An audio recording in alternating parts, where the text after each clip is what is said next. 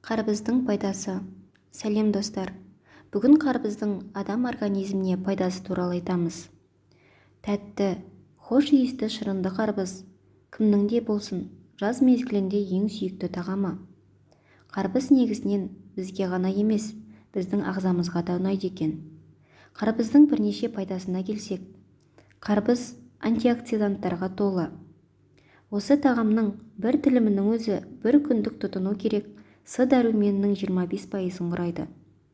Сонымен қатар, С дәрумені ағзадағы түрлі инфекцияларға төтеп беруге көмектеседі. Келесі қарбыз күйзеліске қарсы көмектеседі. Оның тәттілігі мен шырынының көп болуынан ғана емес, қарбызда психоэмоционалдық жағдайда қажетті өте көп бета-каротин бар. Қарт кісілерге қарбызды жиі жеп тұруға кеңес беріледі. Қарбыз онкологиялық аурулардың алдын алады.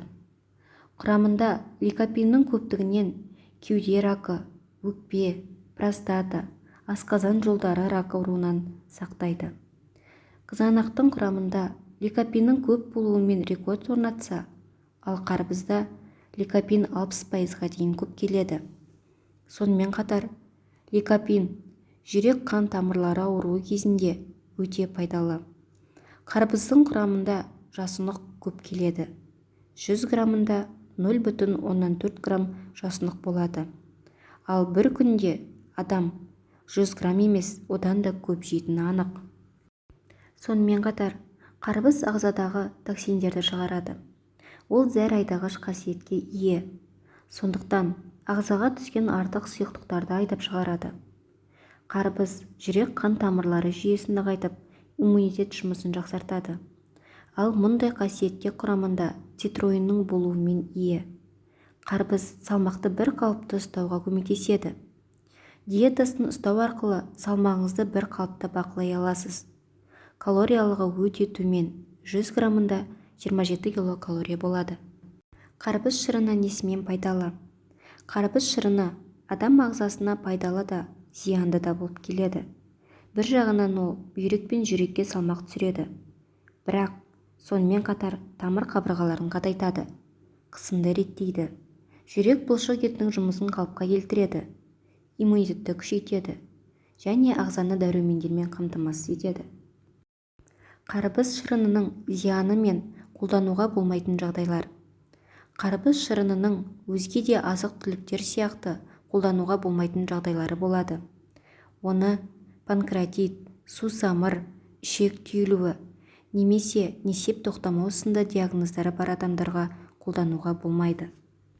Қарбыз шырыны бүйрегінде тасы бар адамдарға пайдалы да, зиянды да. Бір жағынан ол сол тастарды шығаруға көмектеседі. Бірақ үгітіліп үлгермеген үлкен тастарды да орнынан қозғалтуы мүмкін. Қарбыз шырынын өндіру өнеркәсібі әлі күнге дейін дамымаса да, оны өз бетіңізше дайындауға болады. Есесіне, шырын отбасы мүшелерін пайдалы дәрумендермен қамтамасыз етеді. Әрине, қарбыздағы витаминдер өте көп, алайда бойындағы су 90%-ға жуық. Осы жидекте фруктоза бар екендігіне байланысты, оны диабетиктерге де жеуге болады. Көптеген талшықтар ішектің жақсаруына ықпал етеді, өйткені ол көптеген токсиндерді жұтып тастайды. Оның фолий қышқылы тері мен шашқа пайдалы. Ас қорыту жүйесін жақсартады, ағзадағы зат алмасуды реттейді. Қарбыз қартаю процесін баяулатады, қатерлі ісіктің алдын алады. 100 грамм өнім ағзаның магнийге деген қажеттілігін 60%-ға қанағаттандырады. Бұл басқа да заттардың сіңуін жеделдетеді. Стресстен қорғайды, бақыт гормонының өндірісін көбейтеді, көруді жақсартады, иммунитетті көтереді. Қарбыз аштықты басады, артық салмақтан арылуға көмектеседі. Ол демікпенің алдын алады. Қарбыз дәні жүрек пен тыныс алу органдары үшін аса маңызды, магнийдің таптырмас қайнар көзі болып табылады. Қарбыздың негізгі пісер уақыты шілде айының соңына қарай қауын қарбыз 90 күнде піседі. Сол уақытта күнделікті пайдаланған жөн.